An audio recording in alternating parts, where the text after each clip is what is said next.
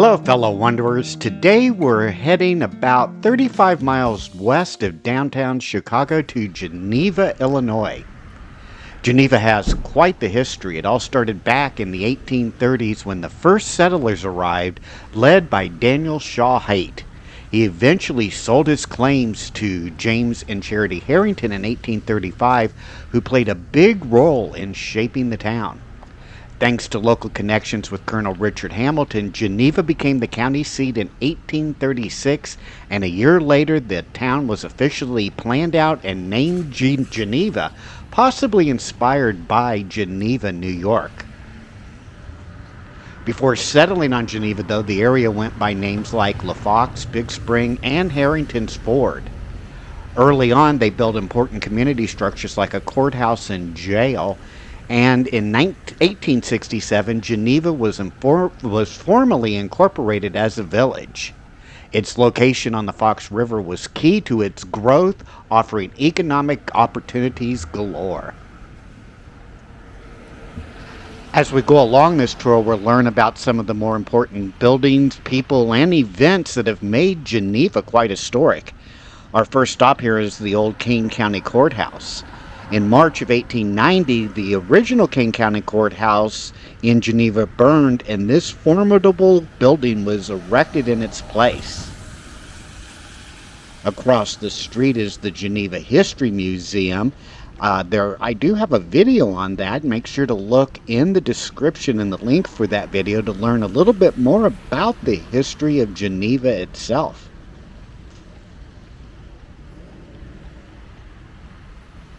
Events in Geneva really took off after the railroad arrived in 1853, boosting demand for local industries. And by 1900, Geneva was home to major employers like Appleton Manufacturing, Howell Foundry, Bennett Milling Company, and the Polk Glucose Company. This led to significant civic projects, including pumping stations and water mains as early as 1896. Valentine Howell constructed this quaint building for his restaurant in the 1880s. In the 1920s, it served as the Lincoln Cafe, catering to travelers on the Lincoln Highway, which is right here through downtown Geneva. Businesses have always occupied this particular building. One of the more notable aspects of Geneva's development was its vibrant Swedish community, which made up half of the population by the 1900s. And by 1901, the village got even more connected with neighboring communities through the Aurora, Elgin, and Fox River Electric Company.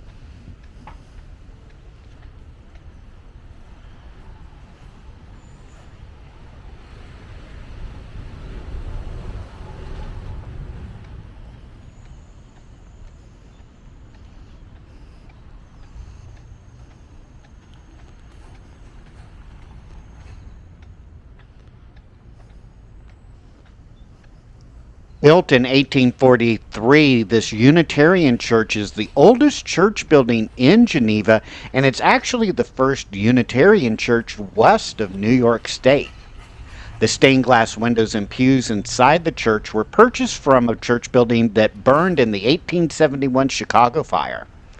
In 1936, it was included in the Historic American Building Survey, a National Park Service program pertaining to historic structures.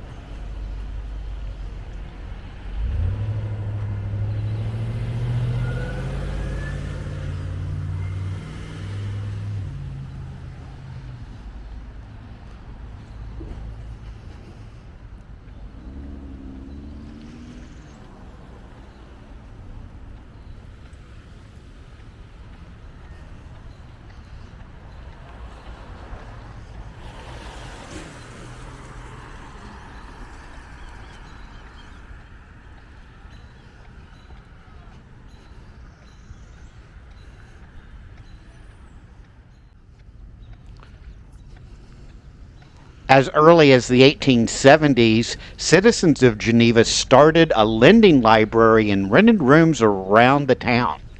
After much struggle by the Geneva Improvement Association to establish funding, a $7,500 donation from Andrew Carnegie allowed the construction of this building to be completed by John Wheeler Company in 1908.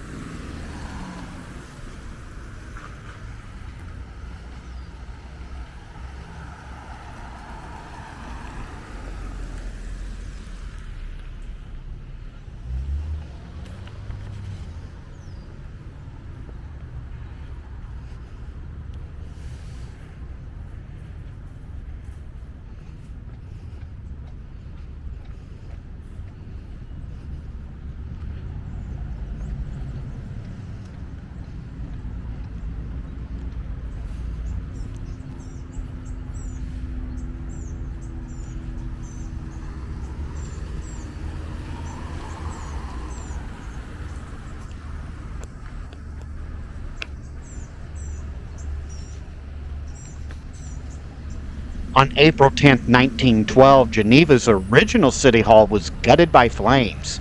But in August of 1912, the city council and citizens agreed to pay $15,000 to construct this building that would contain offices for the city clerk, an auditorium, a jail, and garage space for a fire truck. Wilson Brothers, who were local contractors and builders of many Geneva buildings and homes, was awarded the contract, and the city hall itself was completed in 1913.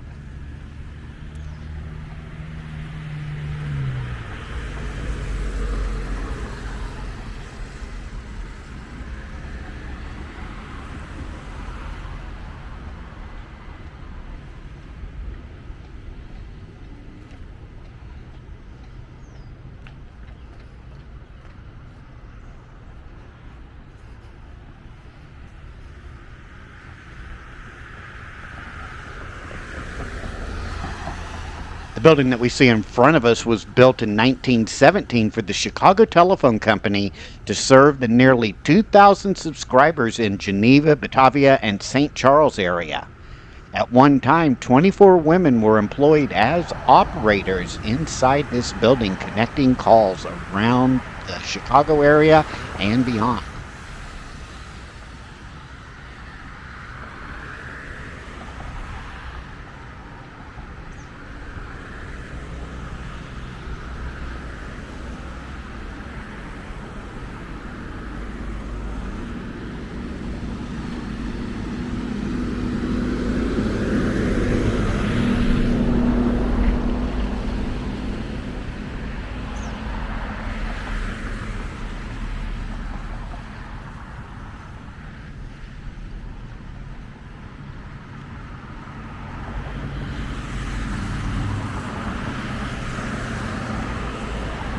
This 1844 Riverstone cottage is one of the oldest homes in Geneva. Early settlers Eben Conant and his son Augustus built this house when they moved from Vermont. It is also likely that the family contributed labor to the construction of the Unitarian church that we saw earlier, as Augustus was the church's first minister.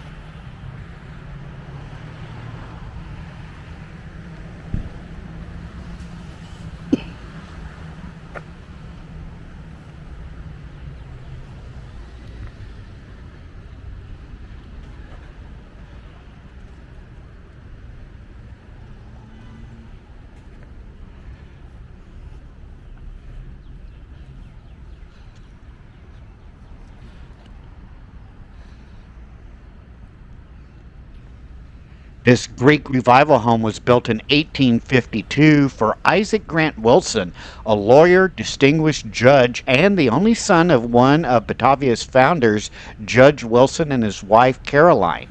They lived here until they built a more modern home in it that we'll see just a little bit later on.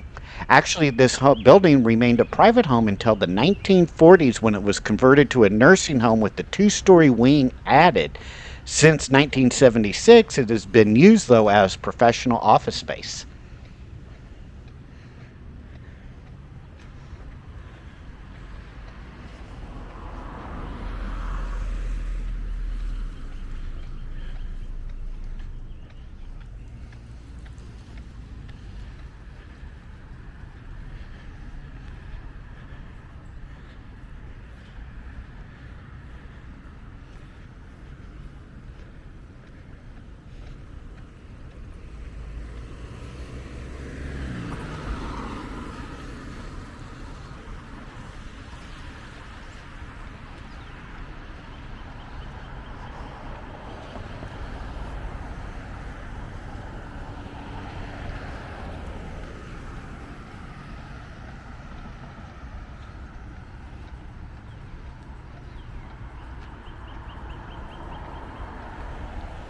This 1857 red brick home was built in the classic federal style for George Patton, who ran a successful lumber business in Geneva. In 1890, court was held inside the vacant Patton house after a fire destroyed the courthouse. In the 1920s through the 1930s, it served as the South Park Hotel, run by the Nautolini family, who owned the building for nearly a century.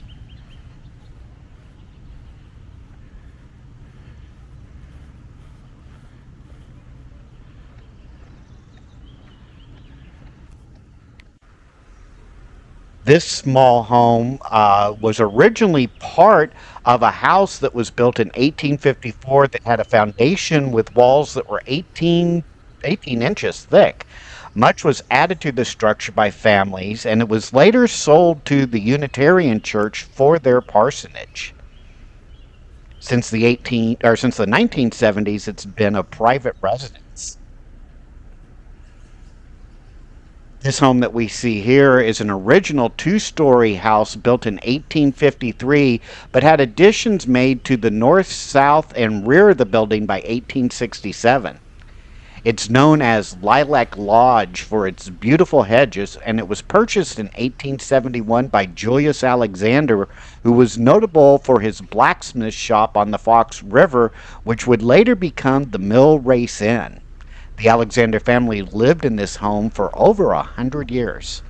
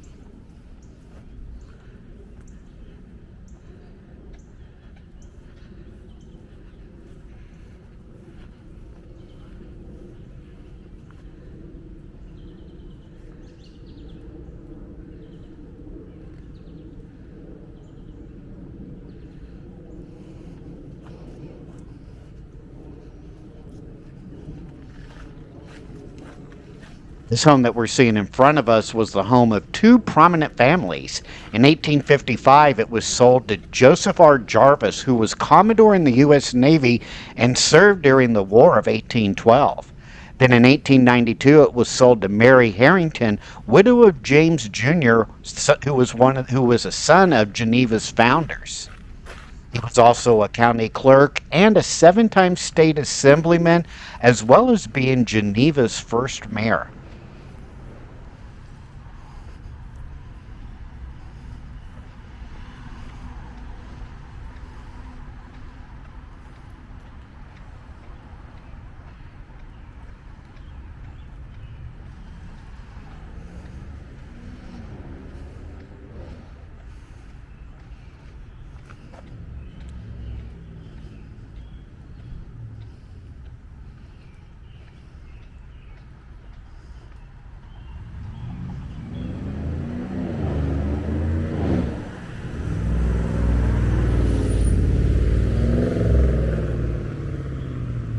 Built after the Civil War, this residence was home to 3 generations of Turners. Walter D. Turner was the inventor of the famous W.H. Howe Company's Geneva hand fluter, a unique ironing device for pressing pleats into fabrics.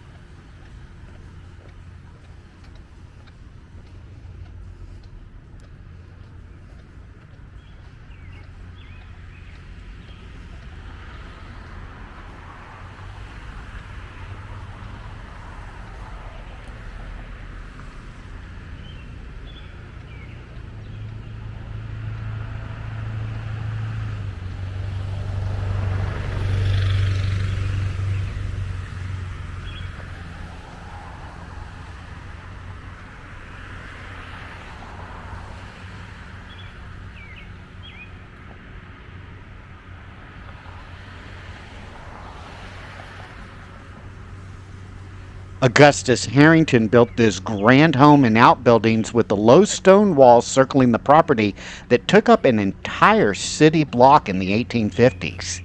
He was the eldest son of Geneva founders James and Charity Harrington, and he was also a self taught lawyer that became the state district attorney.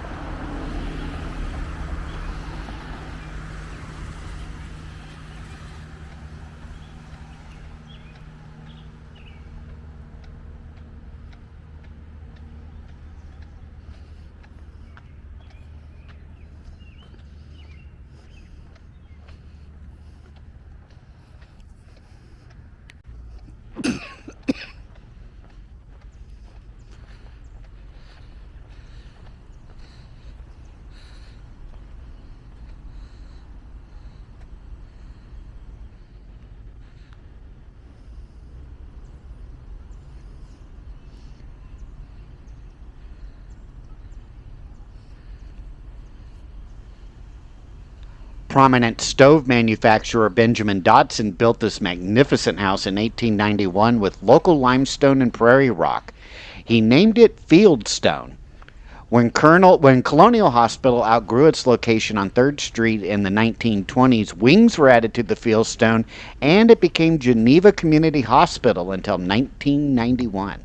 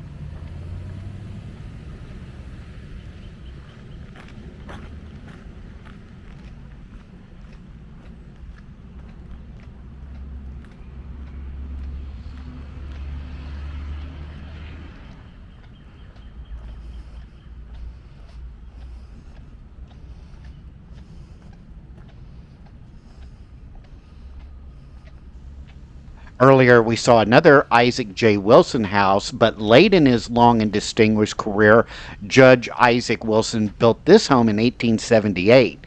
It continued as a private residence for families such as Fargo, Harris, Peck, Rafferty, and Anderson. In 1929, the community hospital purchased it for the nurses' home and offices, which it served well up into the early 1990s.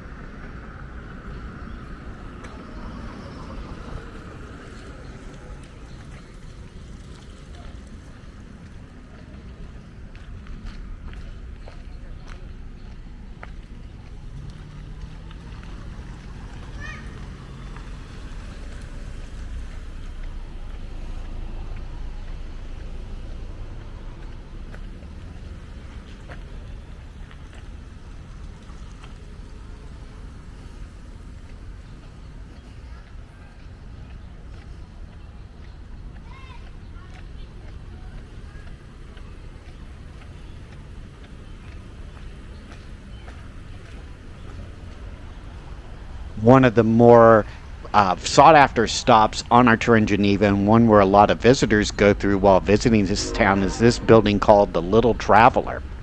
The original house at the center of the Little Traveler was built in 1862 by A.B. Moore, partner in Geneva's first bank. Later in 1919, Kate and Edmund Rafferty made this their home. Kate's interest in antiques led her to open a shop in the carriage house. It soon developed a reputation for fine and rare imported items. The idea of small shops grew, and so began Geneva's famous 3rd Street shopping districts, where visitors from all over the United States and sometimes even the world come to just walk along the streets and shop in many of the quaint little establishments here along 3rd Street.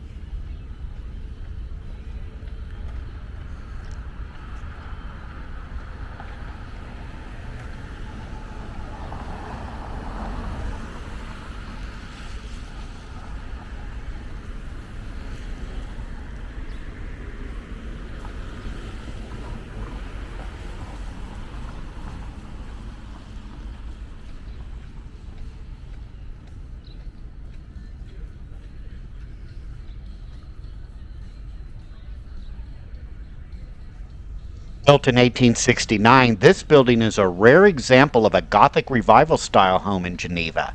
It is named after its first permanent owners, the Lovedays, who lived here until 1889. It served as a private residence until 1953 when it was sold to Esther Dames, a Chicago milliner. She turned the main level into a retail shop specializing in hats and dresses.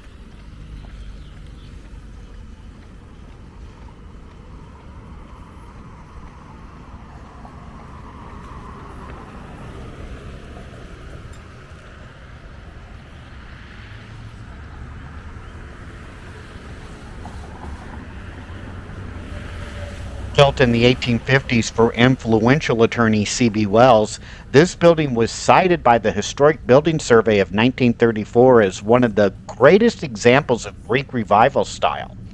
In 1908, Dr. Raymond Scott founded Colonial Hospital here, which served Geneva until 1925. By the 1950s, it was converted into retail shops, including the once popular Robbins Bookshop and Marian Michaels clothing store.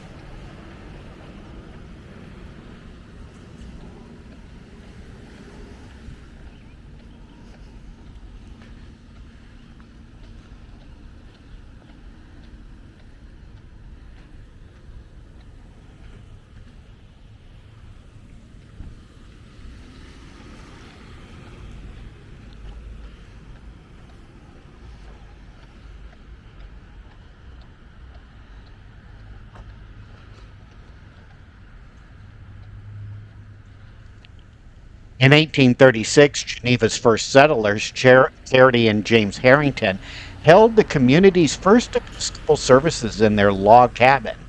When a parish was organized in 1855, Charity helped with the fund drive for the church.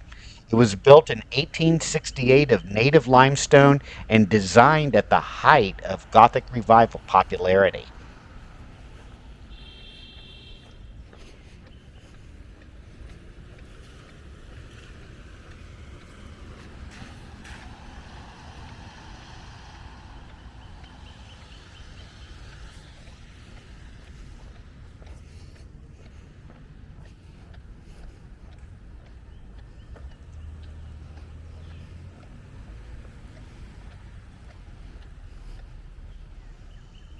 This house was built in 1854 on a lot sold by Benjamin Wilson to John Shackleton. In 1870, it was sold to Sarah Rice and her sister, Elmira Harrington, widow of Nathan Harrington and son of one of Geneva's founders.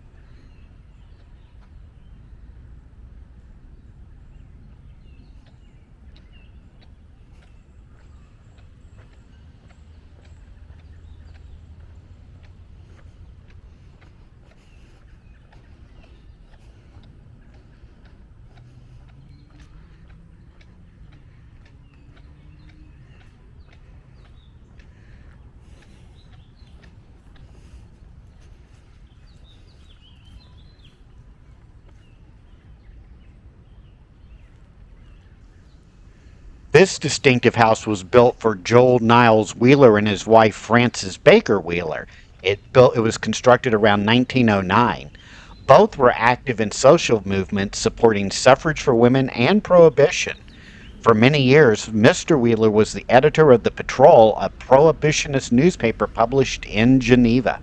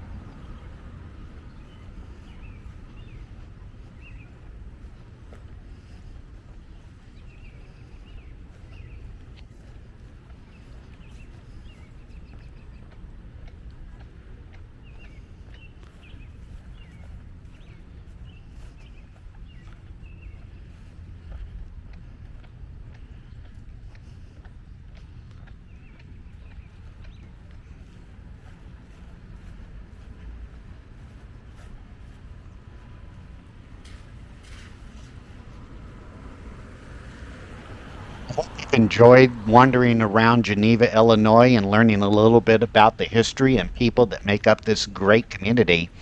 Make sure to look in the description and click on the link to take a view of the Geneva History Museum to learn a little bit more about the town itself. Also, make sure to hit that like and subscribe button, and we will see you on our next Wandering Walks of Wonder Adventure. Take care now. Bye bye.